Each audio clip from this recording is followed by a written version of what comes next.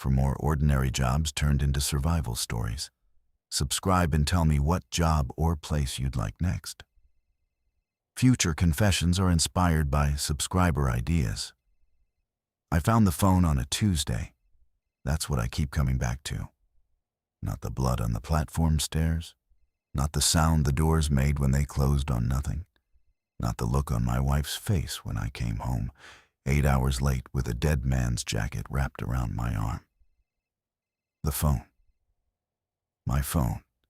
Sitting on a seat in car number 4 of the 1147 inbound from Lennox Junction, which had left that morning with 46 passengers and came back carrying none of them. I'd worked the Hurrick line for 6 years by then. Platform supervisor at Ridgefield Lane, which is what they call a Category 3 suburban terminal. 4 platforms, 2 active lines, 1 mothballed freight spur that hadn't seen a car since the 90s. My job was operations between 4 in the afternoon and midnight, managing signal confirmations for inbound and outbound locals, coordinating with dispatch at County Transit, handling ADA requests, resolving fare disputes when the machines went stupid, and walking the platforms after each departure to check for unattended bags, medical situations, or anyone who'd fallen asleep and missed their stop. That last part mattered, because Ridgefield Lane was also the final active station before the line dead-ended at Lennox Junction, which was technically a maintenance depot with a platform attached. If anyone fell asleep on an outbound train, they'd end up at Lennox, and the consist would turn around and bring them back to me 42 minutes later. I'd gotten to know those sleepers. Shift workers mostly, nurses, warehouse people, folks pulling doubles who just couldn't keep their eyes open. I'd tap the window from outside, wait for the confused blink, point them toward the exit stairs. Sometimes I'd have coffee ready. It wasn't in my job description. I just did it. The 1147 was the last inbound of the night. After that, my job was lockup, confirming platforms clear, switching off the passenger lighting to maintenance only, activating the overnight security cameras, setting the platform gates to exit only, and calling the all clear to dispatch so they could finalize the overnight track window. Simple, predictable. The kind of routine you can do half asleep yourself after 6 years. That Tuesday, I'd lost my phone around lunchtime. I remembered having it at the kitchen table. Cora had called me from her office to remind me about Thursday, our daughter's school conference. And then somewhere between the house and my shift start at 4, it vanished. I figured it was in my locker at the station. Checked. Wasn't there. Figured it had fallen between the seat and console in my car. Checked during my dinner break. Nothing. Mildly annoying, but I had the station landline and the dispatch radio. I wasn't helpless.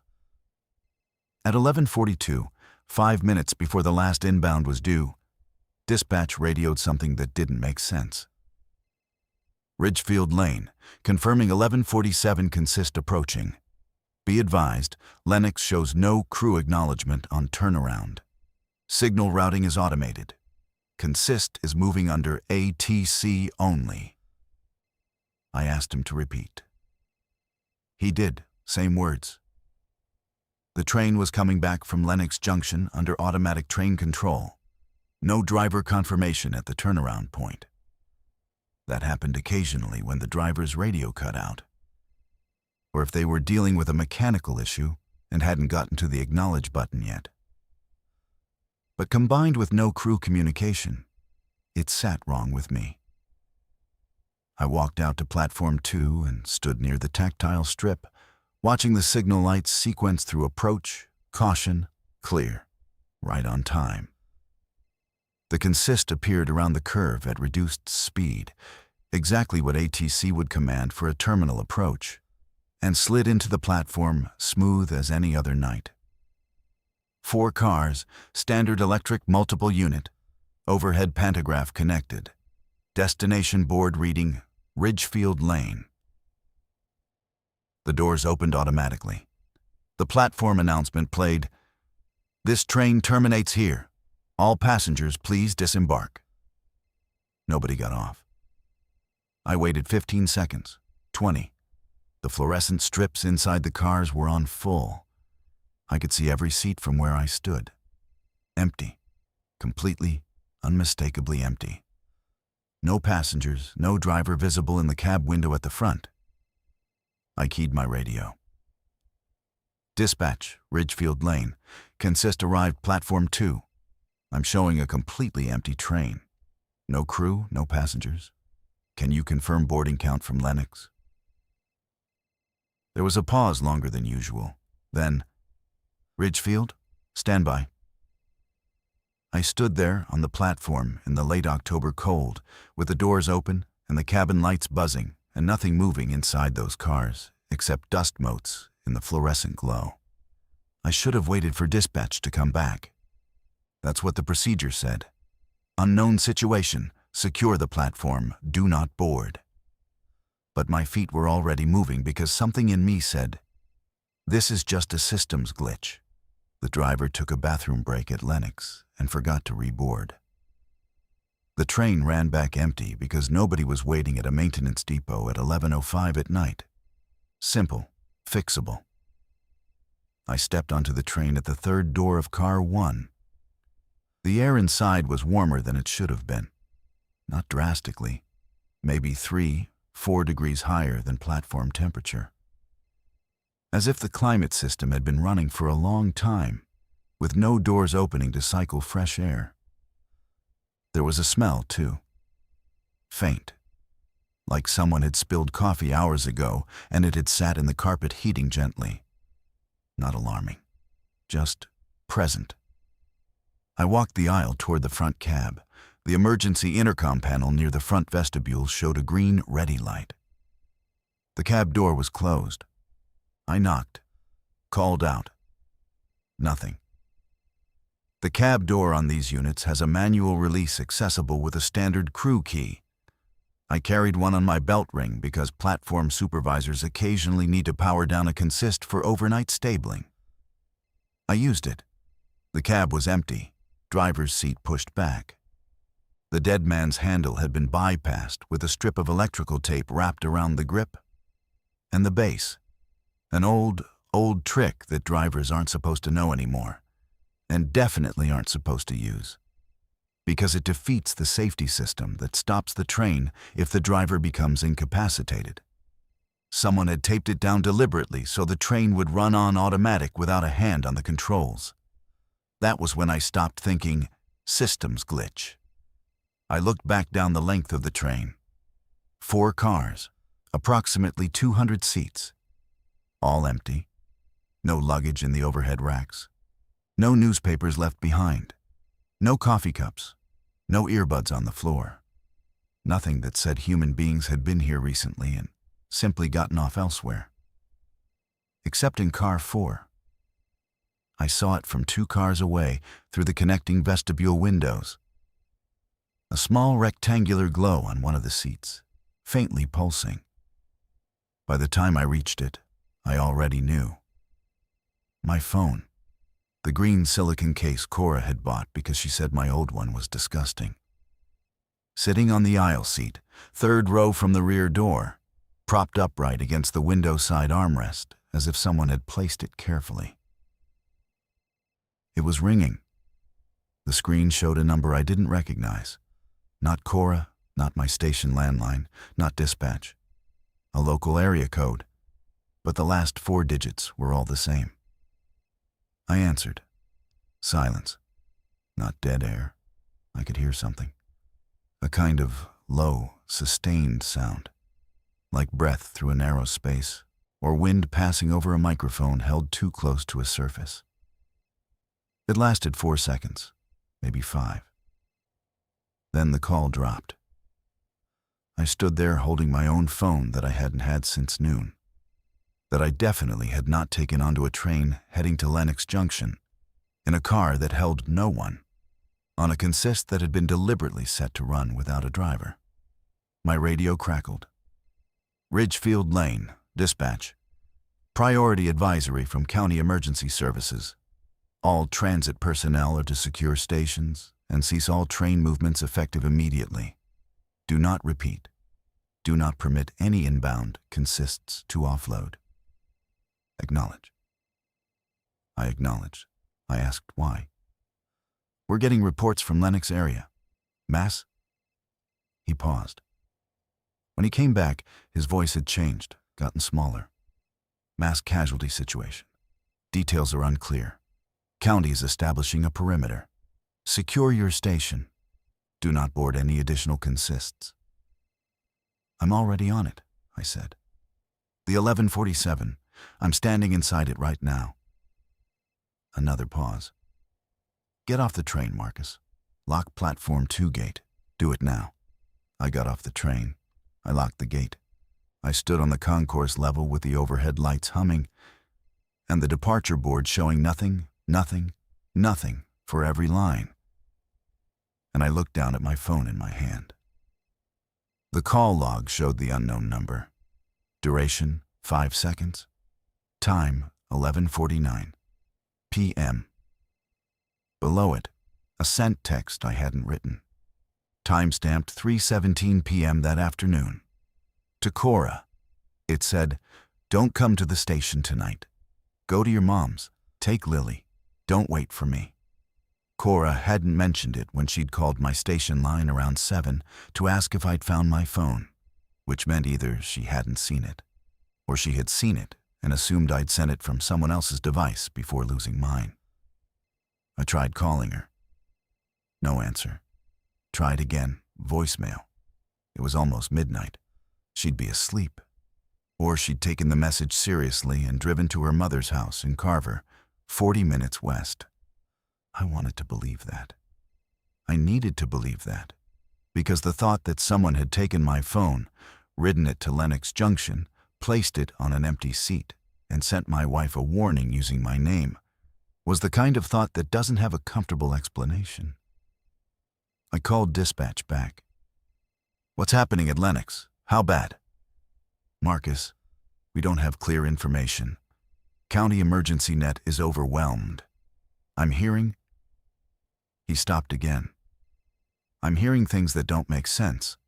Secure your station. I'll update when I can." I secured the station. But here's the thing about Ridgefield Lane. Securing it doesn't mean sealing it. It's not a bunker. It's a commuter rail station built in 1987 with a renovation in 2014 that added elevators and a new ticket hall, but didn't change the fundamental fact that it has 6 pedestrian entrances at street level, 2 vehicle access points for maintenance, and a staff parking lot connected to the concourse by a single-door breezeway that anyone could shoulder open with moderate effort. My security consisted of locking the platform gates, switching off platform lighting, lowering the roller shutters on the ticket windows, and activating the after-hours camera system. 8 cameras covering platforms, stairs, concourse, and the south parking lot.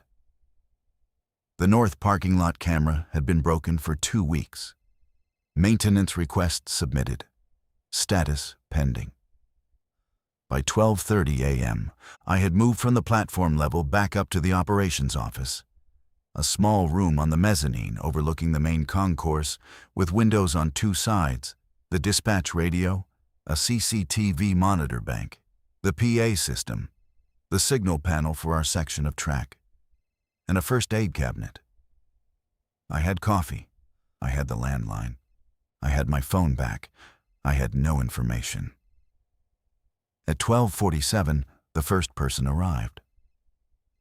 I saw her on the south lot camera, a woman in a nurse's uniform, half running across the empty parking lot toward the main entrance. She reached the glass doors, pulled, locked. She pressed her face against the glass and looked into the concourse. I could see her breath fogging the panel. I should have left her outside. Dispatch had said secure the station, but she was alone and scared and wearing scrubs. And I'm not the kind of person who watches a woman bang on a door at 1 in the morning and does nothing.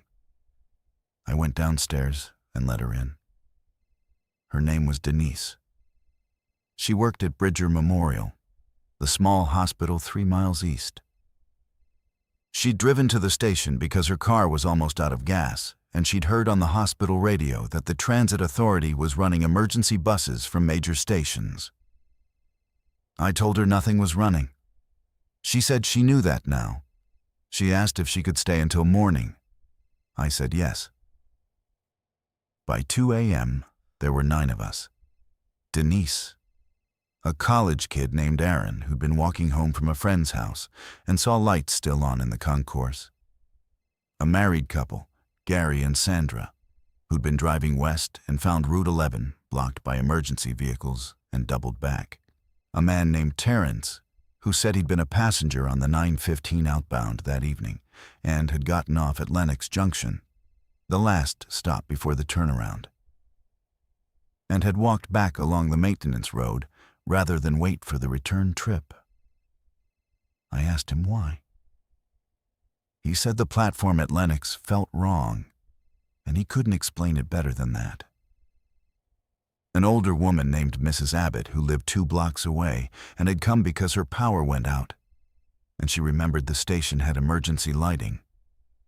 And a man who wouldn't give his name, middle-aged, wearing a heavy canvas jacket over what looked like a transit uniform.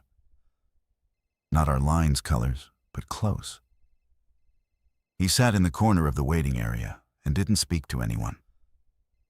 9 people in a commuter station designed to move 3,000 daily. The concourse felt enormous and hollow. The overhead lights I'd left on made pools of white on the terrazzo floor between long stretches of half-shadow. Every footstep echoed. I told them what I knew, which was almost nothing. Emergency situation in the Lennox area. Transit suspended. County setting up a perimeter.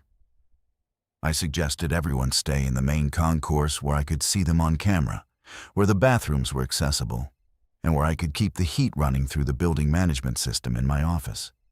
Gary asked about the train on Platform 2. I told him it was secured and off-limits. He asked why. I said operational reasons. He didn't push it. Terrence looked at me when I said that. He was maybe 55, thin, wearing a reflective work vest over a flannel shirt. He'd walked 7 miles in the dark from Lennox Junction along an unlit maintenance road. He wasn't panicking, but he wasn't calm either. His hands hadn't stopped moving since he sat down.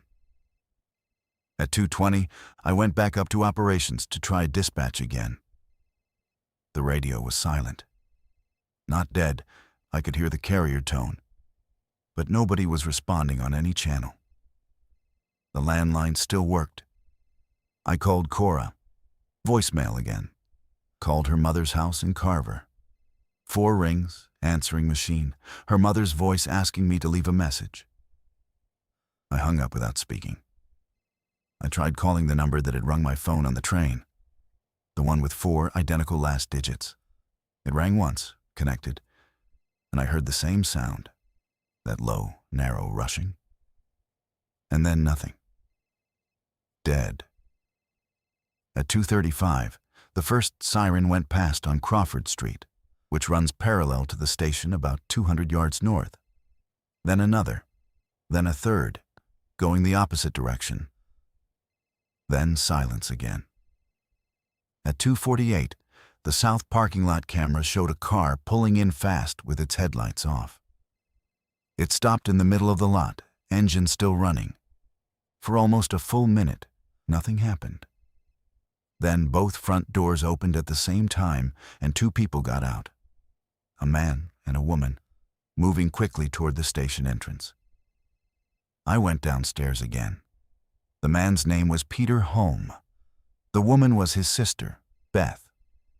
They'd been driving from the Lennox direction and had seen he stopped. Beth finished for him. The road is covered. Cars stopped everywhere. People just standing, not moving. Dozens of them, just standing in the lanes. Standing, I said.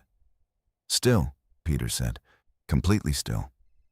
We drove past them at 40 miles an hour, and none of them moved. But he touched his neck below the ear. The sounds they were making. We had the windows up and we could hear it. I looked at his hand. A thin line of blood ran from just below his earlobe down into his collar. He saw me looking. "I'm not hurt," he said. I scratched myself. I was pulling at my ear because of the sound. It's just a scratch. I let them in. That made 11. The man in the canvas jacket still hadn't spoken. He'd moved to a bench further from the doors, closer to the stairwell that led down to the platform level. I watched him on the camera feed when I went back up to operations. He sat with his hands in his pockets and his head slightly tilted, like he was listening to something. My phone buzzed at 3:11 a.m. A text from the same unknown number. "Doors, check the doors." I checked every camera. South lot, empty except for Peter's car, still running. Concourse, everyone visible, sitting or standing. Platform 1, dark, gates locked. Platform 2, dark, train still there. Doors, the doors were open. I had closed them. I had physically pressed the door close button on the external panel before I'd left the platform. The doors had cycled shut. I'd watched them close. But on camera, in the green-gray feed of the low-light lens, every door on that four-car consist was open. All 16 sets, simultaneously, as if someone had activated the emergency release from inside the cab I had locked with my crew key. The key was still on my belt. Downstairs, someone screamed.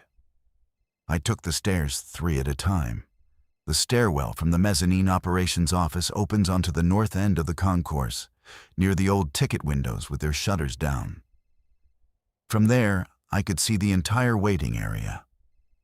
The rows of metal benches, the digital information boards cycling through their blank screens, the glass entrance doors reflecting the interior light back at us. Denise was standing near the center of the concourse with her hands over her mouth. She wasn't the one who'd screamed. Sandra was. She was pressed against Gary's side, pointing toward the glass doors on the south entrance. Someone was standing outside, not at the doors. About 30 feet from the building, in the middle of the pedestrian walkway that connected the parking lot to the entrance.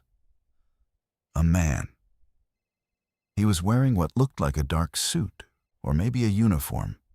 Hard to tell through the glass at that distance, with only the amber security lights in the lot behind him. He was standing perfectly still, facing the doors. His arms were at his sides. "He's been there since I looked up," Sandra whispered. "He wasn't there, and then he was." "Did he walk up?" I asked. "I didn't see him walk. I just looked and he was there." Aaron, the college kid, moved toward the glass. I put my hand on his shoulder. "Stay back." "He might need help," Aaron said. "He might," I said, "but he's not asking for it." We watched for maybe 2 minutes. The figure didn't shift weight, didn't turn his head, didn't do anything I could identify as voluntary movement. Peter Holm was breathing loud behind me. His sister Beth had moved to a bench and pulled her knees up. "That's what they looked like on the road," Peter said quietly. "Exactly like that." Terrence appeared beside me. He'd been watching from further back, near the platform stairwell. "There's another one," he said. "Other side." I looked. North entrance, the set of doors near the elevator bank. Another figure. Smaller, a woman maybe, or a teenager. Same posture, same stillness, facing the glass. "How did you see that?" I asked Terrence. The north entrance was at the far end of the concourse, partially blocked from our angle by a structural column. "I was watching already," he said. "I saw her arrive. She walked normally until she got to about that distance. Then she stopped." "Walked normally," I repeated. "Yes, from the direction of Crawford Street. Normal pace, normal gait. Then she reached that spot and stopped, like she'd hit something. Mrs. Abbott had moved to the farthest bench from any exterior wall, clutching her handbag. The nameless man in the canvas jacket hadn't moved from his position near the platform stairwell. He was watching me, not the figures outside. I went back upstairs. On the CCTV, I could see both figures clearly. The man at the south entrance, the smaller figure at the north, neither moving. On the south lot camera, Peter's car was still idling, exhaust visible in the cold air, headlights off. Beyond it, at the edge of the lot where the sidewalk met Crawford Street, two more shapes, standing. I picked up the landline and dialed 911. Busy signal. I tried the county non-emergency line. Rang endlessly. I tried dispatch again on the radio. Nothing. I tried the transit police direct line, which I kept on a sticky note under the monitor. It rang 4 times and someone picked up. Transit security, this is Okafor. This is Marcus Ellison, platform supervisor, Ridgefield Lane. I have 11 civilians sheltering in my station, and there are people outside, standing outside the entrances, who aren't responding and aren't moving. I need police or emergency services. Ridgefield Lane. I heard typing. You're on the Harwick line? Yes. Mr. Ellison, we have no available units. Everything in the Eastern County is committed to the Lennox situation. Are your entrances secured? Locked. Glass doors, standard commercial. They're not exactly fortified. Are the individuals outside attempting entry? No, they're just standing. Then maintain lockdown. Do not open doors. Do not attempt communication with them. If they attempt forced entry, call this line again. I'll log your situation. What's happening? I asked. What's at Lennox? A pause. I'm not authorized to characterize it. The advisory from County Health is to avoid contact with any individual displaying. She stopped. Displaying atypical behavioral arrest. That's the language they gave us. Atypical behavioral arrest. Standing still, I said. Yes. And then what? What happens after they stand still? Maintain lockdown, Mr. Ellison. I'll log your situation. She hung up. I stood in my operations office with the blue-white glow of 8 camera feeds around me and watched the figures outside my station not move. On the platform camera for Platform 2, the train sat with all its doors open. And somewhere in the back of my mind, a thought was forming that I didn't want to look at directly. The 1147 had come back from Lennox Junction empty. 46 people had boarded it outbound that evening. The train had been at Lennox for its standard 12-minute turnaround. And then it had come back with nobody on it, and the dead man's handle taped down, and my phone sitting on a seat with a message sent to my wife telling her to run. Someone at Lennox had taken my phone from wherever I'd actually dropped it. Maybe the platform that morning, maybe the parking lot. And they'd done 2 things with it. Warned Cora and sent it back to me. Those felt like the actions of a person who knew what was coming and had very limited time to act. I went back downstairs. Everyone looked at me. Help is unavailable right now, I said. The situation at Lennox is ongoing, and everything's committed there.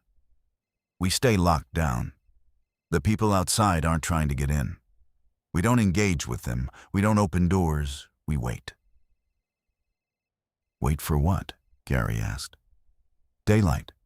More information. Whatever comes first. Terrence caught my arm as I passed him. The platform, he said, low enough that only I could hear. The train doors are open. I can see the stairwell lights reflecting off the platform floor. Those doors weren't open before. I know, I said. The platform gate is locked. With what? A padlock. The same one we use every night. Who else has a key? I looked at him. He looked back steadily. His hands had stopped moving. Just me, I said. Station staff only. He nodded slowly. I walked 7 miles in the dark to get here, Marcus. I'm going to tell you something, and you can decide what to do with it. At Lennox Junction, when the 1147 was boarding, there were about 50 people on the platform. Regular commuters, plus some extra.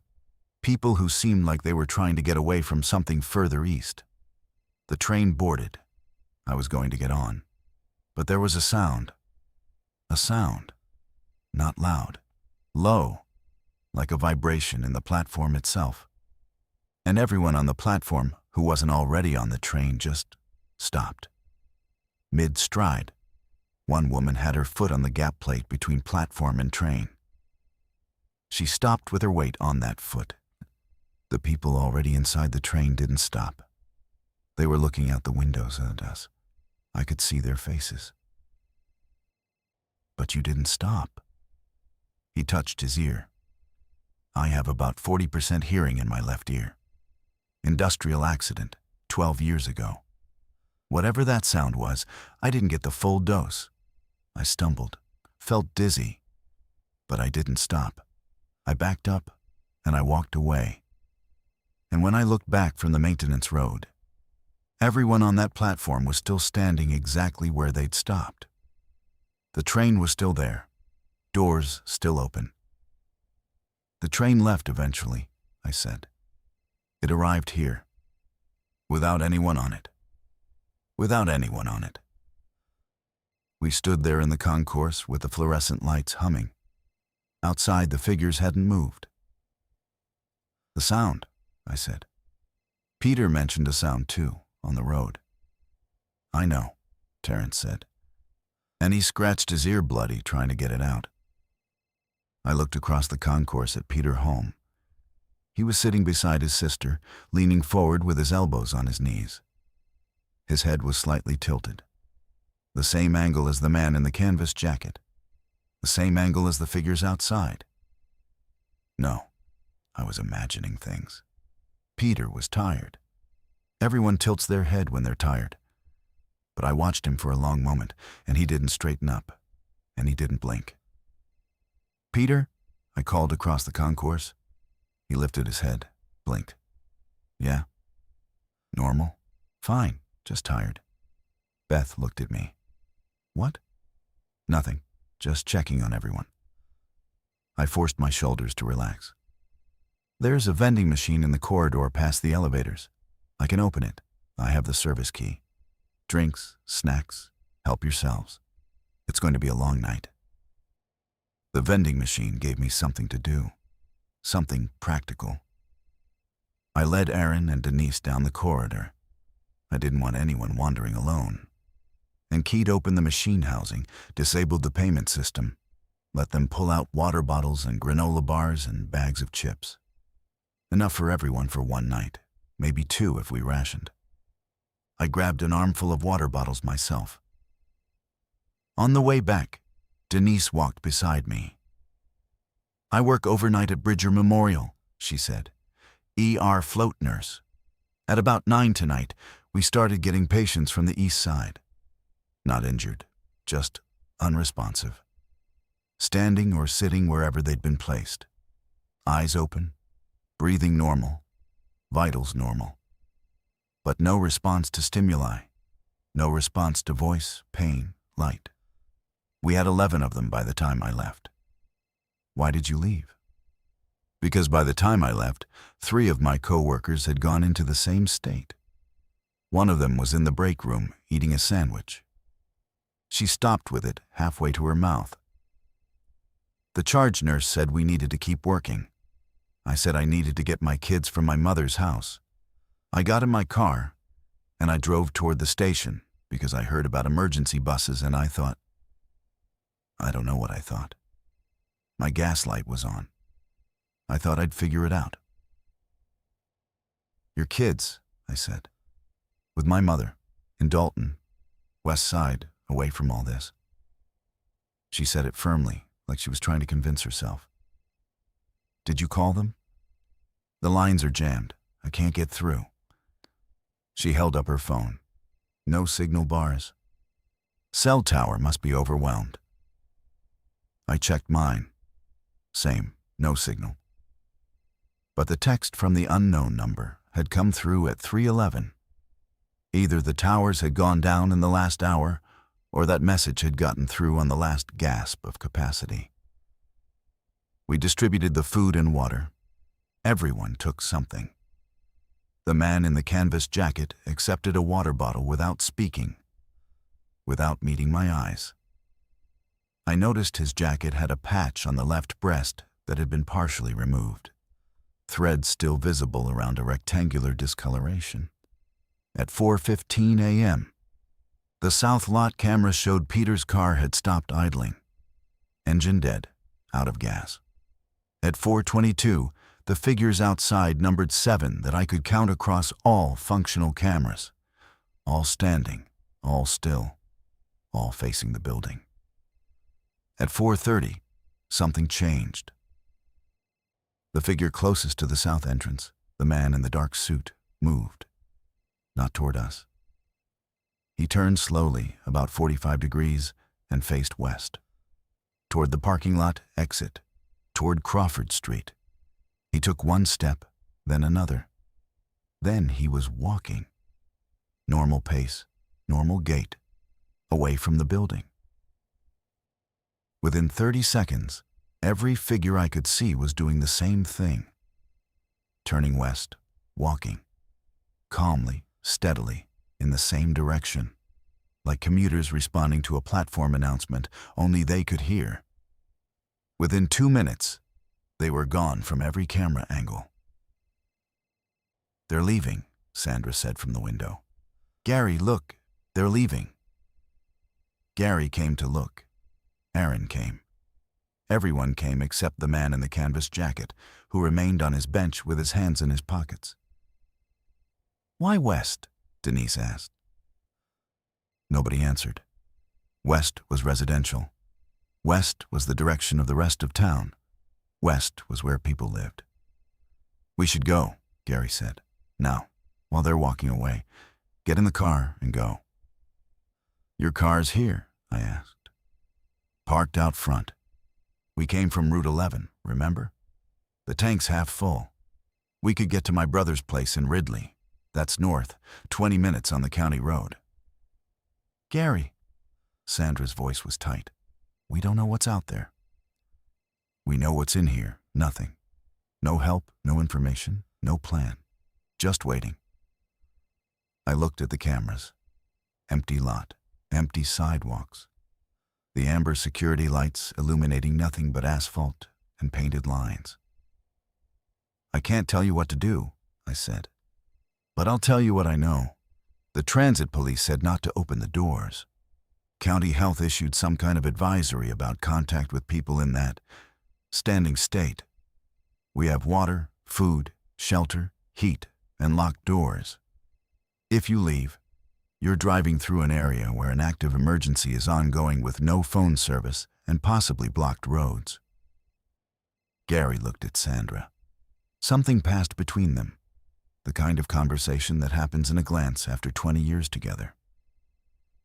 We'll wait until dawn, he said. If nothing's changed, we go. Dawn was still 90 minutes away. I went back to operations and sat with the camera feeds. The platforms were empty. The train sat dark on platform 2 with its doors open. And I couldn't do anything about that without going down there. And I was not going down there. Not with the platform gate between me and it, yes, but that gate was a waist-high turnstile with a padlock. It stopped fare jumpers. It wouldn't stop anything determined. My phone screen lit up. Not a call, not a text. Just the screen activating on its own, showing the home wallpaper, a photo of Lily on the swings at Corbin Park, her hair flying. It stayed lit for about 10 seconds, then went dark again. I checked the call log, the sent messages. Nothing new. But the text to Cora from 3:17 p.m. Don't come to the station tonight. Go to your mom's. Take Lily. Don't wait for me. Sat there in my outbox like a splinter. If Cora had seen it, she'd have called me. She'd have asked what was wrong. Unless she'd decided to just do it without asking, which was unlike her. She was a questions person, a why person. But if she'd been scared enough by the wording, maybe. Maybe she'd just grabbed Lily from after school and driven west to Carver without looking back. Or maybe she hadn't seen it at all. Maybe her phone was on silent. Maybe she'd gone to bed at 10 like she always did during the work week, and my phone had been buzzing in some stranger's hand on a platform 40 miles east, while my wife slept peacefully, unaware that anything in the world had changed. I didn't know. And not knowing was the thing that sat in my chest like concrete. At 5:40, with the first gray suggestion of dawn beginning to separate the sky from the roofline of the parking structure across Crawford Street, I made a decision. I took my crew key, my flashlight, and the fire extinguisher from the mezzanine hallway, and I went down to platform 2. The gate padlock was intact. I opened it, stepped through, relocked it behind me. The platform was cold. October air moving freely through the open-sided shelter structures. The train sat exactly as I'd last seen it on camera. Doors open, interior lights still on, running off the overhead power line that was still energized because I hadn't had authority to cut track power. That was dispatch's call, and dispatch wasn't answering. I walked the length of the platform without boarding, looked into each car through the open doors. Empty. Nothing on the seats, nothing on the floors. Car 4, where my phone had been. Nothing. The seat looked exactly as it had before. The blue-gray upholstery clean and undisturbed. But in the cab at the front of car 1, visible through the driver's window, something had changed. The electrical tape that had been wrapped around the dead man's handle was gone. Not torn off. Gone, as if it had never been there. The handle was in its normal upright position. The driver's seat was pushed forward to its normal operating distance. Someone had been in this cab, after I'd locked it, with my only key on my belt. I backed away from the train, walked back to the gate, through, locked, up the stairs, into the concourse. Everyone was where I'd left them, except one person. The man in the canvas jacket was gone. I counted. Denise, Aaron, Gary, Sandra, Peter, Beth, Terrence, Mrs. Abbott. 8. 9, including me. The bench where he'd been sitting was empty. The water bottle I'd given him stood on the seat, unopened. "Where's the man in the jacket?" I asked. The one who wouldn't give his name. Blank looks. Denise shrugged. Aaron said, "I think he went to the bathroom." The bathrooms were in the corridor past the elevators. I walked there. Both doors, men's and women's, were closed.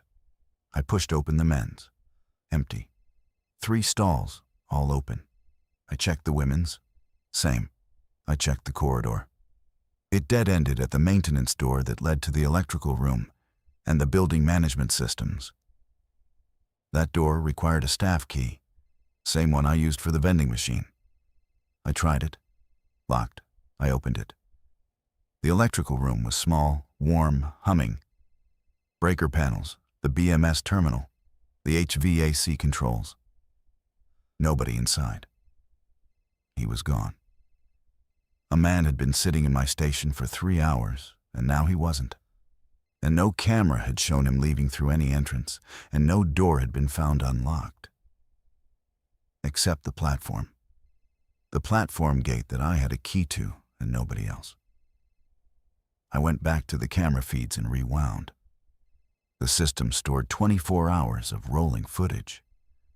I scrubbed backward through the concourse camera, watching my own movements reverse, watching the group in the waiting area. At 5:38, 2 minutes before I'd gone down to the platform.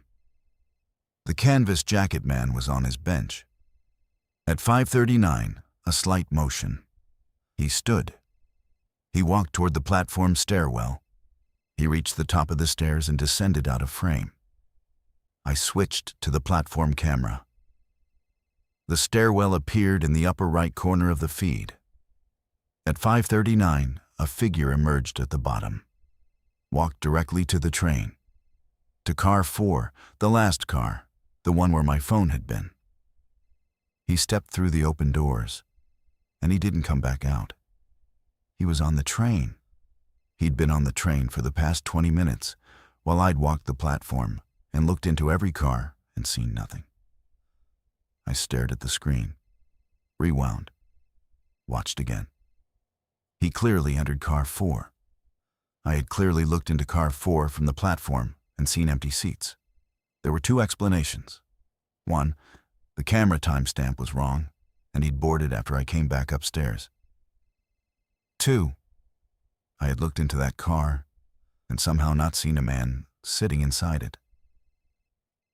I didn't like either explanation, but I liked the second one less, because it suggested something about my own perception that I wasn't prepared to accept. Dawn was coming. The sky through the concourse skylights was shifting from black to deep gray. Gary was putting on his jacket. Sandra had her purse over her shoulder. "We're going to go," Gary said to me. "You understand?" "I do," I said. "Be careful. Stay on main roads. If you see people standing still, don't stop. Don't slow down. Just drive." He nodded. Sandra came and squeezed my hand. "Thank you," she said, "for letting us in." I unlocked the south entrance, watched them cross the lot to their sedan. Engine started, headlights on. They pulled out, turned north on Crawford, and disappeared. I relocked the door. Then I went to the platform stairwell and looked down. The train was still there. The doors were still open. And I had to decide whether to go back down and look for a man who might or might not be visible, or seal that stairwell and pretend the platform didn't exist. My phone buzzed. Another text from the unknown number. "He's not one of them, but he knows. Ask him about the 9:15. Terrence was behind me. He'd followed silently. He read the text over my shoulder. "The 9:15, he said. "That was my train, the outbound I took to Lennox." "He was on it?" I don't remember him specifically, but there were about 50 people on that platform when the sound hit. If he didn't freeze with the rest of us, he was either already on the train or he wasn't affected. I looked at Terrence. "Why weren't you affected?" He touched his left ear again. "Hearing loss, I told you." "And him?" "I don't know, but someone should ask." The sky was getting lighter. Below us, the train sat open and waiting like a mouth. I started down the stairs. The platform was colder than it had been 20 minutes earlier. The dawn air moved through the open shelter canopies in slow currents that smelled like diesel and wet concrete. The smell of every early morning I'd ever worked at this station. My footsteps echoed off the tile. The train sat in the same position, pantograph connected, interior lights still burning pale against the growing daylight. I stopped at the open doors of car 4. From the platform, I could see the rows of seats, the overhead luggage racks, the blue and gray upholstery. Empty. Every seat, every aisle, every vestibule connection. I was looking at an empty car. "I know you're in there," I said. My voice sounded strange against the platform's hard surfaces. "The camera showed you boarding. I've got no interest in a confrontation. But I've got 7 people upstairs, and I need to know what's on this train with us." Silence. The hum of the overhead power line. A distant sound that might have been a siren, might have been wind. Then, from somewhere inside the car, not the seats, deeper, lower. Come to the rear vestibule. Don't look at the seats when you walk. Look at the floor. The voice was calm, middle-aged, slight accent I couldn't place. Something Eastern European flattened by years in the States. Why shouldn't I look at the seats? Because right now, you can't see me, and I'd like to keep it that way. Until you understand why. Terrence was at the top of the stairs. I could feel him watching. I stepped onto the train. I did what he said. I looked at the floor. The carpet was the standard transit specification low pile, dark blue with flecks of gray designed to hide stains. I walked it heel to toe, counting the metal strips where sections joined, until I reached the rear vestibule, the small standing area between the last seats and the rear emergency door. I looked up. He was there, sitting on the fold-down maintenance seat that was recessed into the wall, partially hidden by the emergency equipment cabinet. His canvas jacket was open, and underneath it, he wore a uniform shirt. Dark navy, collarless, with a breast pocket containing 2 pens and a small laminated card. The rectangular patch that had been removed from his jacket would have sat directly over the card's position. "Marcus," he said. "That's your name. The platform supervisor." "That's right." "My name is Darius. I worked for Harrick Line Maintenance Division until 8 months ago. Track and signals. They laid off 11 of us when the county cut the infrastructure budget." "Okay," I said. "So you know this system." "I know this system very well." He was looking at me steadily. His eyes were clear, focused, tracking normally. "And I know what was done to the Lennox turnaround last month. The signal repeater they installed. The one in the specifications documents that nobody in operations was briefed on." "What signal repeater?" "Sit down, Marcus. This is going to take a moment." I didn't sit. I leaned against the vestibule wall with the emergency hammer in its case at my shoulder, and I listened. Darius told me this. 6 weeks before that night, Harwick Line Maintenance had received a work order, not from county transit, but from a state-level infrastructure grant program, to install what the paperwork called a platform acoustic monitoring system at Lennox Junction. 2 units, mounted beneath the platform edge on the trackside face, connected to the station power supply and the signal data network. Darius had been one of the installers. He'd been called back as a short-term contractor because he knew the Lennox infrastructure from years of maintaining it. "It wasn't a monitoring system," he said. "Monitoring systems have microphones. These had emitters, directional, focused along the platform surface at roughly head height for a standing person. I saw the spec sheet before they collected them back. The frequency output was extremely low, not infrasound exactly, but close, just above the threshold of auditory perception." "The sound," I said, "the one that makes people stop." I didn't know that when I installed it. I thought it was some kind of crowd management research. There have been studies about using certain frequencies to discourage loitering.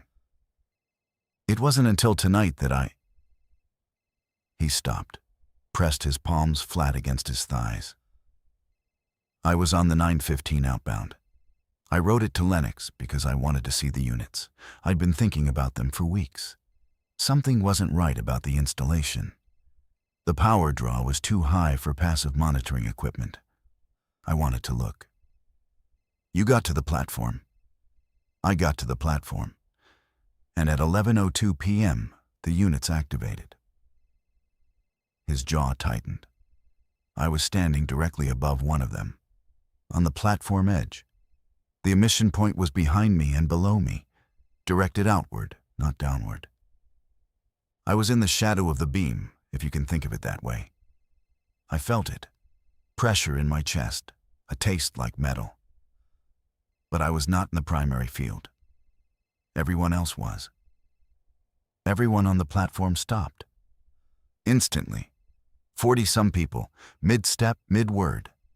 I watched a man drop his coffee, and the cup just fell, and he didn't react. The liquid spread across the platform and reached 2 people's shoes, and they didn't move. And the people on the train. The train was shielded by its own body. The cars are aluminum. The frequency doesn't penetrate well through the skin of the consist. The passengers inside were confused, looking out but moving normally. The doors were still open. They were calling out to the people on the platform. "What did you do?"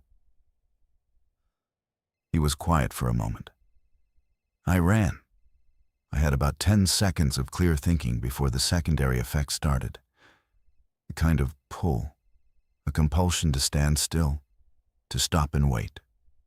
Like the edge of sleep.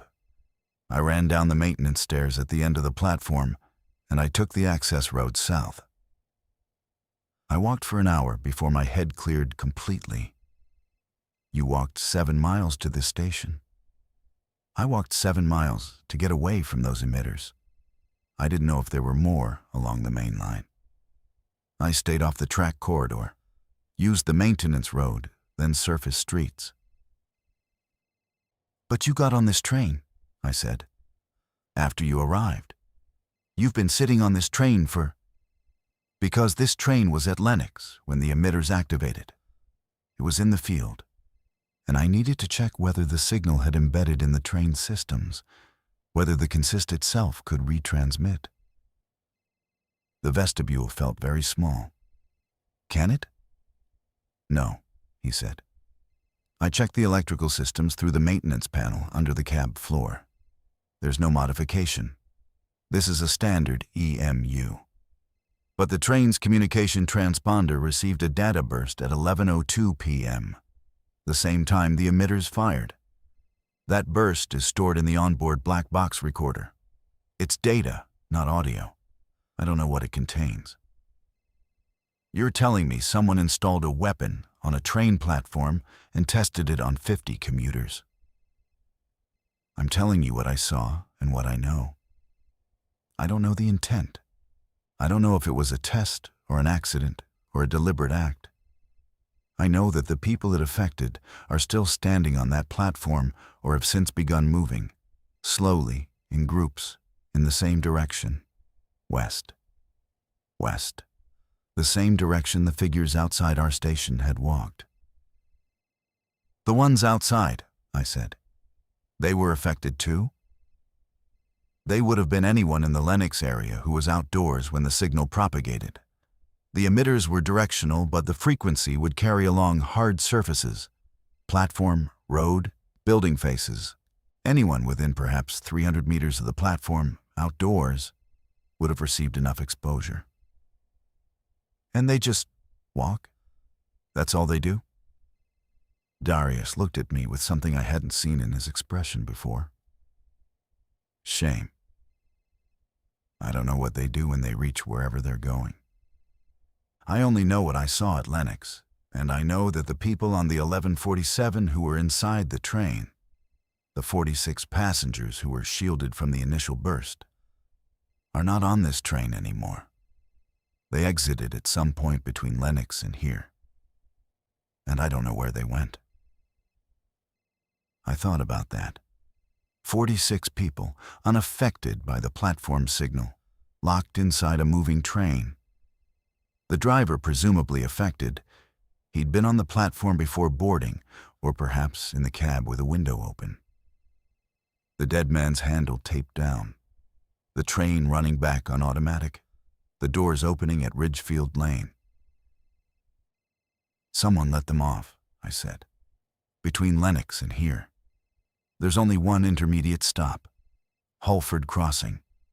The doors would have opened automatically at Holford." "Yes," Darius said. "They probably disembarked at Holford. Alive, unaffected, confused. Then they're out there somewhere. In a town with no active emergency services and a population that may have been partially exposed to the propagating frequency. Yes." I leaned back against the wall. the emergency hammer in its case pressed against my spine. Through the open doors, I could see the platform lightening as dawn continued to build. "Why didn't you tell me this hours ago?" I asked. "Because I didn't know who you were. You could have been anyone. You could have been connected to the installation program. When I saw that the train had arrived, and you had already been inside it, when I heard you tell the group it was secured and off-limits without explaining why, I didn't know if you were protecting them or protecting something else." I was protecting them. I believe that now. "And the texts," I said. "On my phone, the warning to my wife. The messages about the doors, about you. Who's sending them?" Darius shook his head. "I don't know. Someone with access to the signal network, maybe. The data infrastructure that connects the platform systems to the transit backbone, it could theoretically interface with the cell network at certain relay points. Someone with the right access could route messages through the transit data system to a specific phone. My phone was on this train. Your phone was on this train because someone at Lennox took it from wherever you dropped it, probably the platform that morning, and put it on the outbound consist before the 11:47 departed. They wanted it to reach you, along with the warning to your wife. Who? I don't know, Marcus. But whoever it was knew what was going to happen before it happened. I stood there in that vestibule for a long time. The light grew. The platform took on its dawn color. Pale gray concrete, yellow safety lines, green exit signs. Ordinary. Completely ordinary. A place I'd walked 10,000 times. "Come upstairs," I said finally. "Tell the others what you've told me." "Not everything," Darius said. "Tell them the danger. Tell them about the sound, the standing, the movement west. Don't tell them about the installation. Not yet." "Why?" "Because if someone in that group knows about it, if one of them is connected, telling them what I know makes me a target." "You think one of them?" "I think someone sent you targeted messages. I think someone knew your name, your wife's name, your phone. That's not random, that's specific. And until I know why you were chosen to receive that warning, I am going to be careful about who hears what." I didn't like it, but I understood it. We went upstairs. In the concourse, the dawn light was filtering through the skylights in long, pale shafts. Denise was awake, sitting upright, watching the south entrance. Aaron was asleep on a bench with his jacket over his face. Peter and Beth were together near the north wall.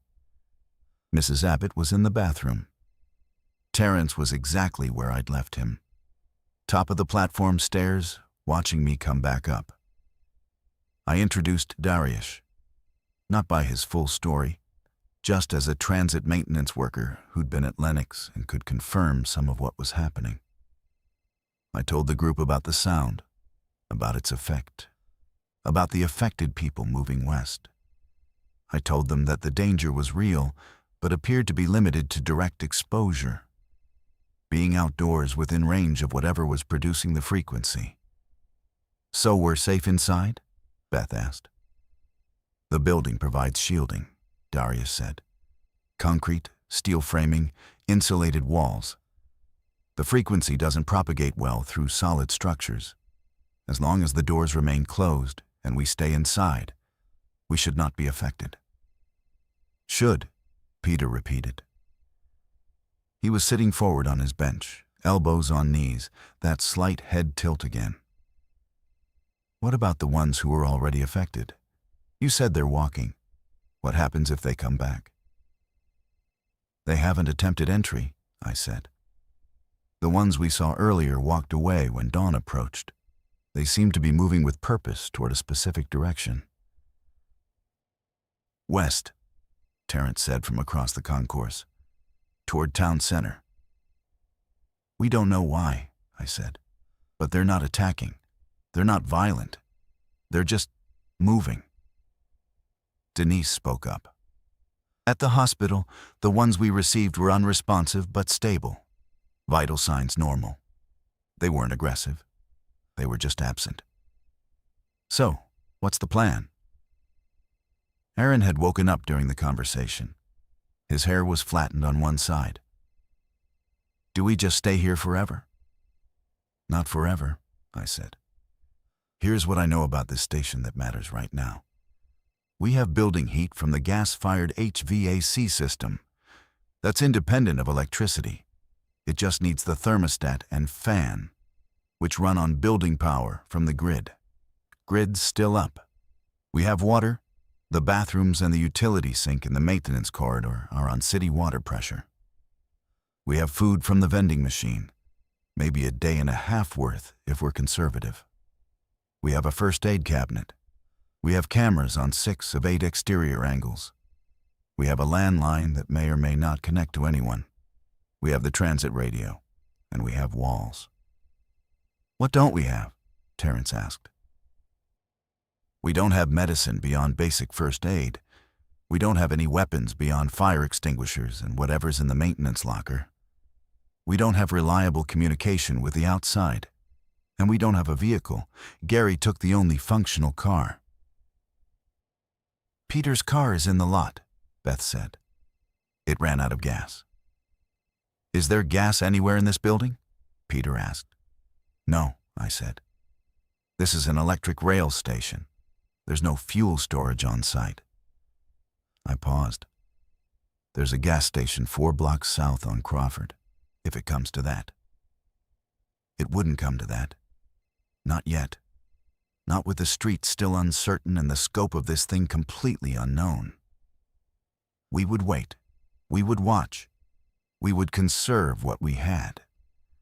But what I didn't say, what I chose not to tell them in that moment, was this. The operations office had a secondary radio unit, not the transit dispatch radio, which was connected to the Horrick Line network. A separate unit, a county emergency management frequency that platform supervisors were supposed to monitor during severe weather events. I had never used it for anything other than receiving automated winter storm alerts. But it could transmit. And I hadn't tried it.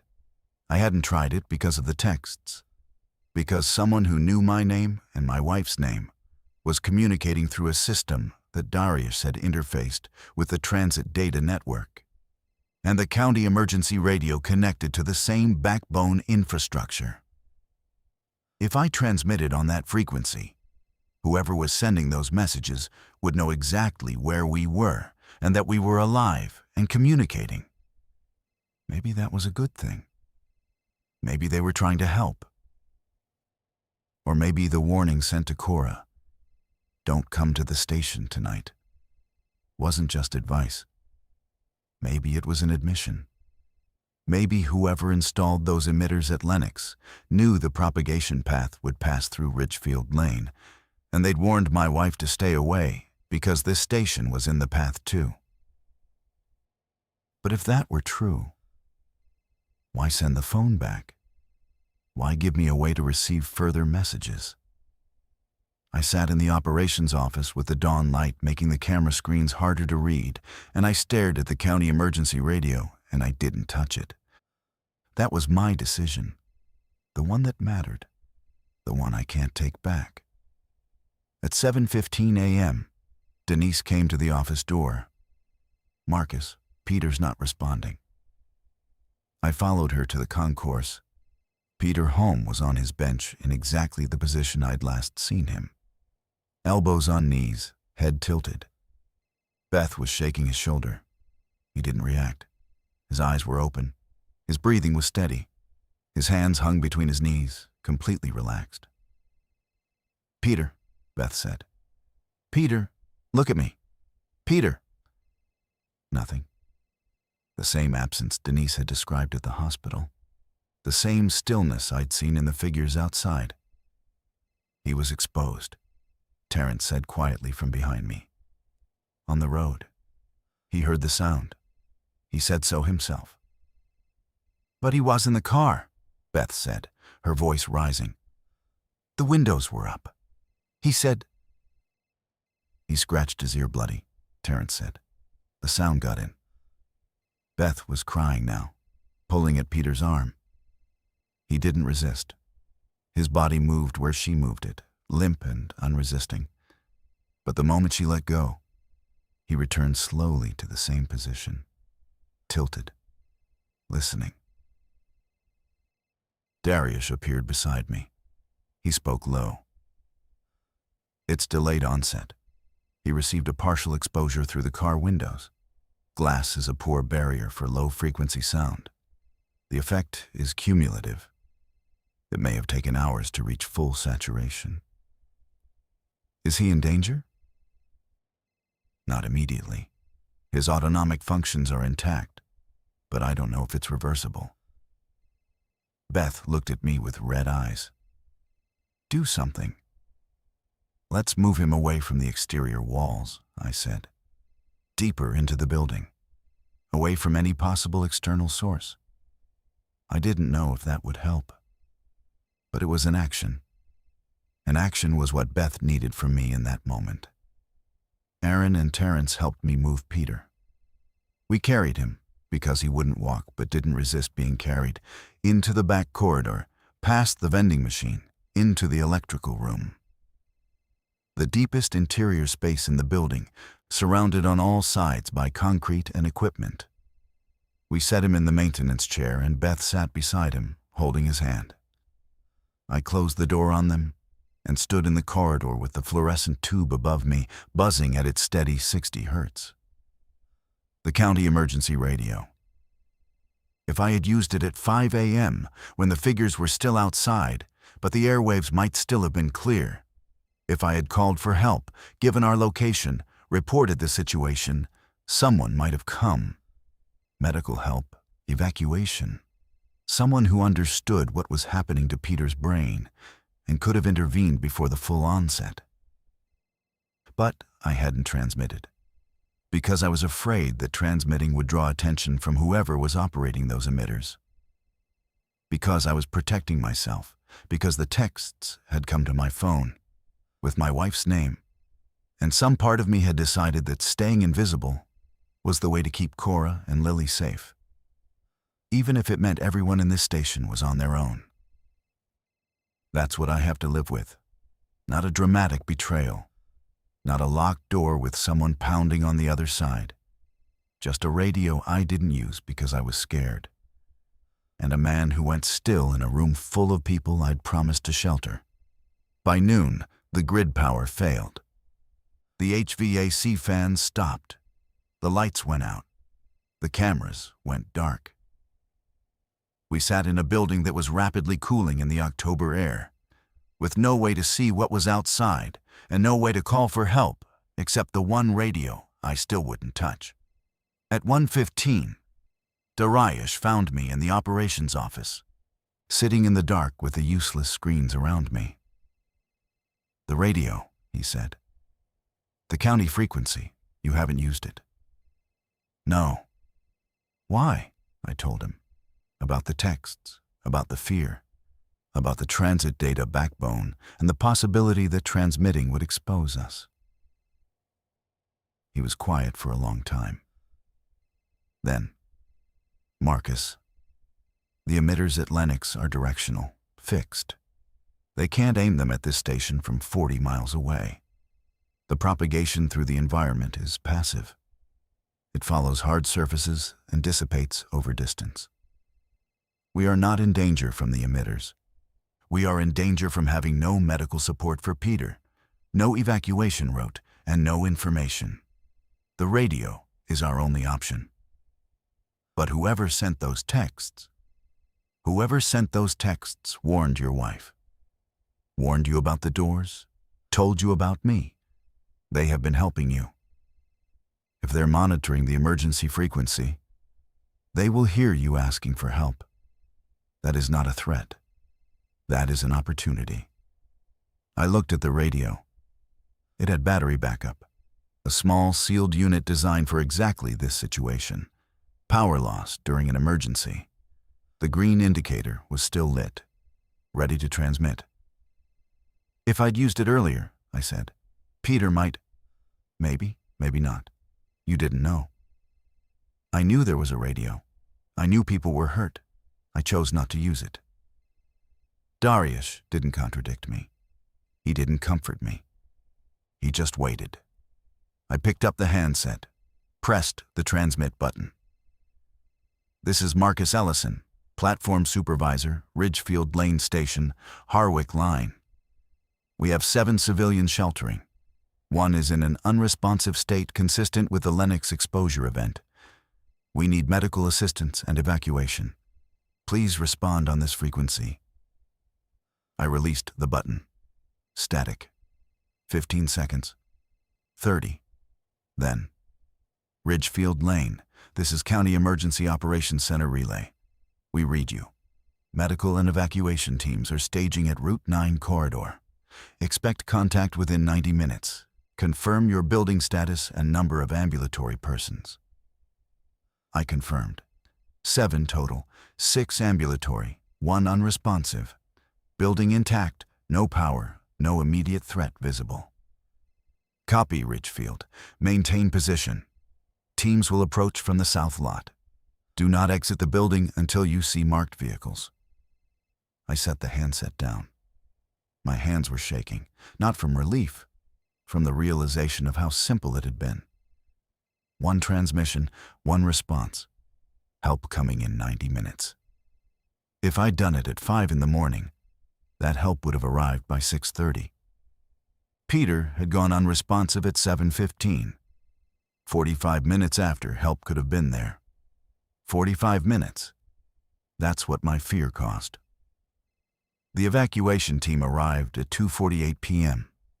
3 vehicles, 2 ambulances, and a county emergency SUV with a light bar.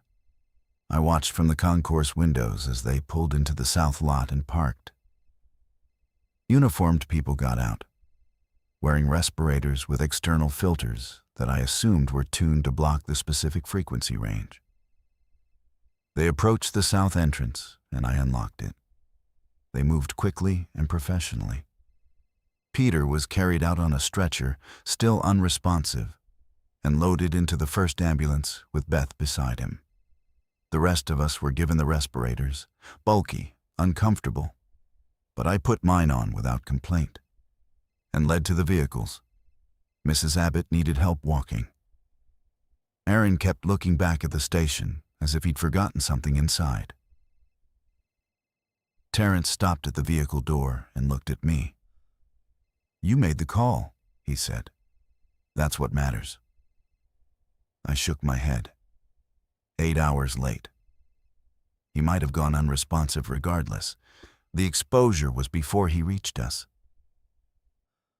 "Maybe," I said, but I didn't give him the chance to find out with the doctor present. They took us to a staging area on Route 9, a shopping center parking lot converted into a triage and processing point. There were hundreds of people there, evacuees from across the eastern part of the county. I saw families, elderly couples, kids wrapped in emergency blankets. I saw people being carried who were in Peter's state, eyes open, breathing steady, absent. I found a phone bank, actual physical phones, routed through a hard line because cell service was still down across the entire region. I called Cora's mother's house. This time, someone answered. "Hello?" Cora's voice. Tired, frightened, alive. "It's me," I said. She started crying. "I got your message, the text. I didn't know what was happening, but I took Lily and we drove. We've been here since yesterday afternoon. I kept trying to call you. I know, the towers went down. I'm okay. I'm at an evacuation point on Route 9. Marcus, what happened?" I closed my eyes. "I'll tell you when I see you.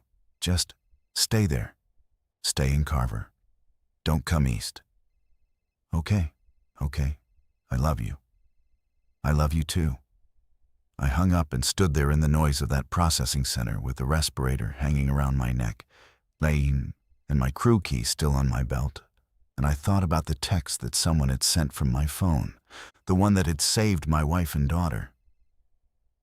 Don't come to the station tonight. Go to your mom's. Take Lily. Don't wait for me. Don't wait for me. Whoever wrote it knew I'd be stuck there. They knew help would be delayed. They knew that the person receiving the warning was married to someone who'd be in the path. And they gave her the only useful instruction. Leave. Don't come here. Go far away. Don't wait. They saved my family.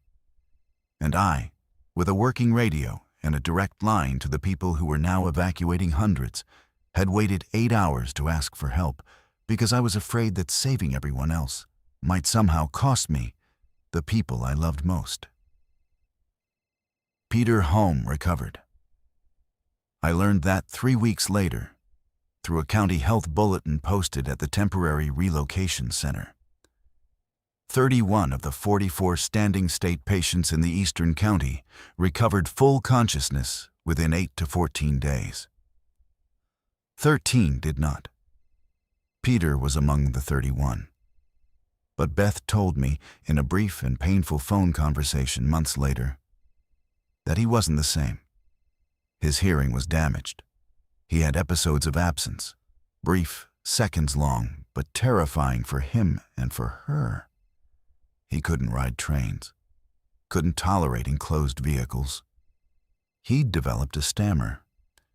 Would those things have been prevented by earlier medical intervention? I don't know. Nobody knows. The doctors said the first 6 hours after exposure were the critical window for a treatment protocol they'd developed, something involving specific counterfrequencies delivered through bone conduction. Peter entered that treatment 14 hours after exposure. 8 of those 14 hours, he was in my station, and I had a radio. I went back to work at Ridgefield Lane 4 months later. The station had been decontaminated, though there was nothing biological to decontaminate. It was just the word they used. The Lennox Junction platform was permanently closed. The emitters were removed by a state team, and the investigation disappeared into some classification level I'll never have access to.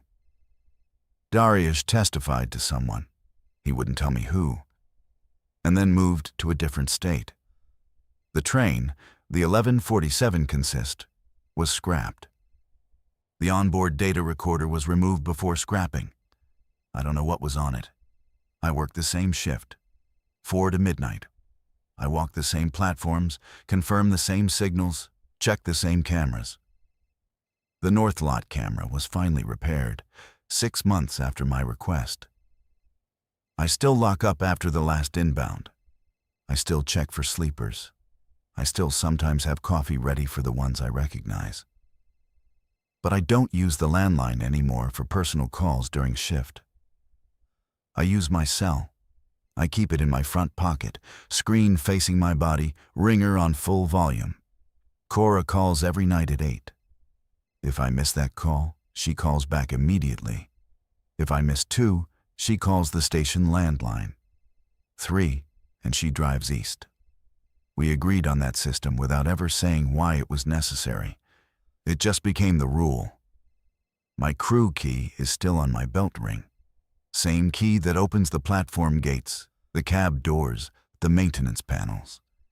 Every night when I lock platform 2 after the last consist clears, I test the padlock twice. I watch the doors close.